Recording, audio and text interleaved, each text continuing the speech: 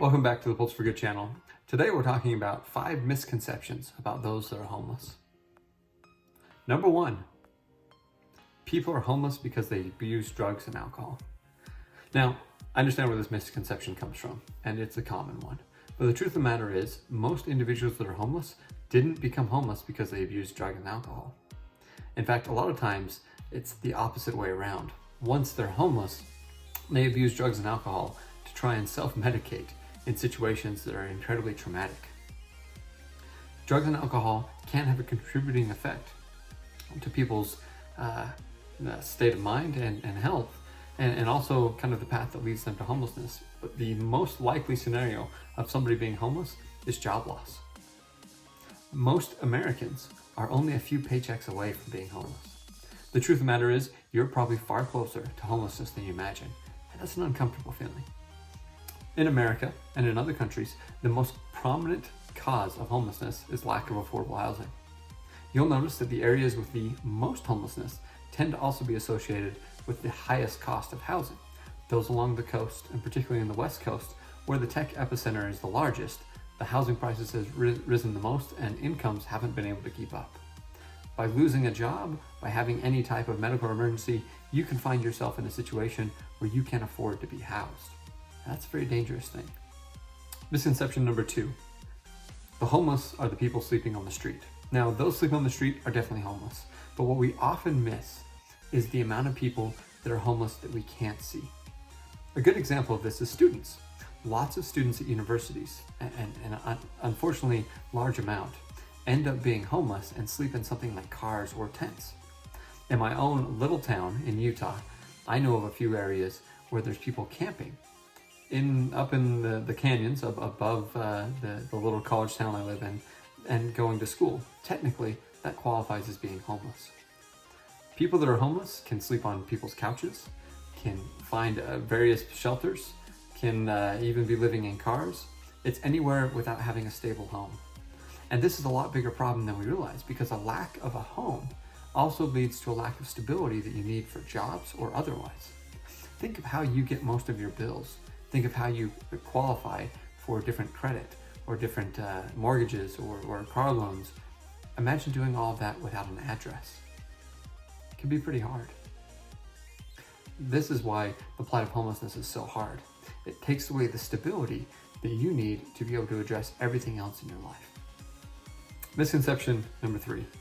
Homeless individuals are usually older men. This is categorically not true. Homelessness affects an entire range of individuals of different genders, different races, different ethnicities, and different ages. It can be everybody from a 12-year-old to a 90-year-old and beyond. What is shocking is the amount of youth homeless in the United States and other countries.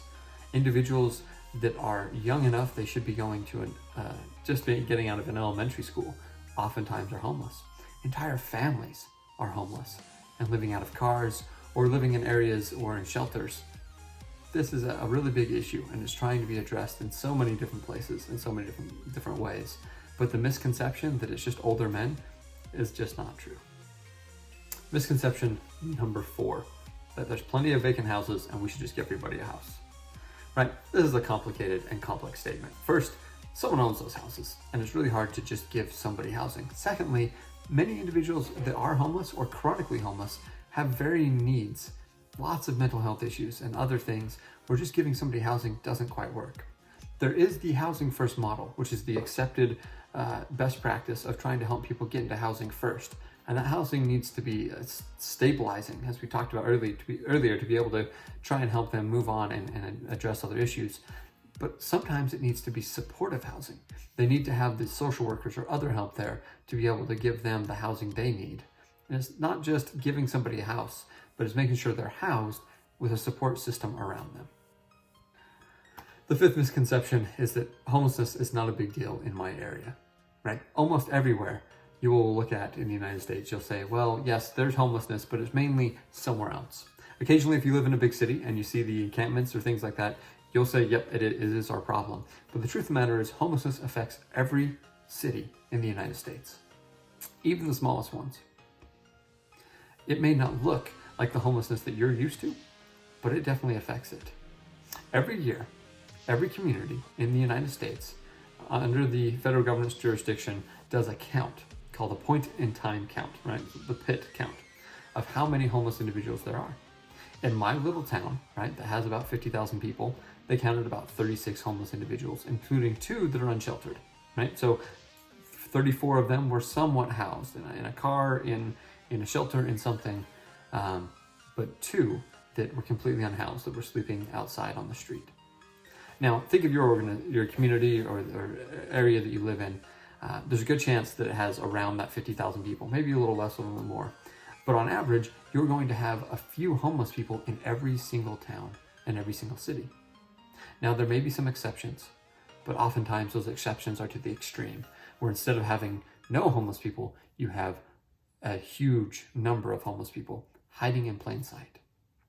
Now, these misconceptions, all 5 of them, are damaging when we put them together and we don't understand what homelessness is like.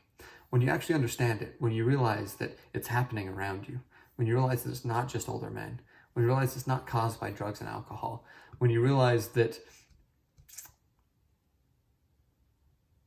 it's not just only people sleeping on the street that are homeless, and when you realize that just giving somebody a vacant house that's next to you isn't going to fix the issue, it really helps you understand the whole complexity of this problem.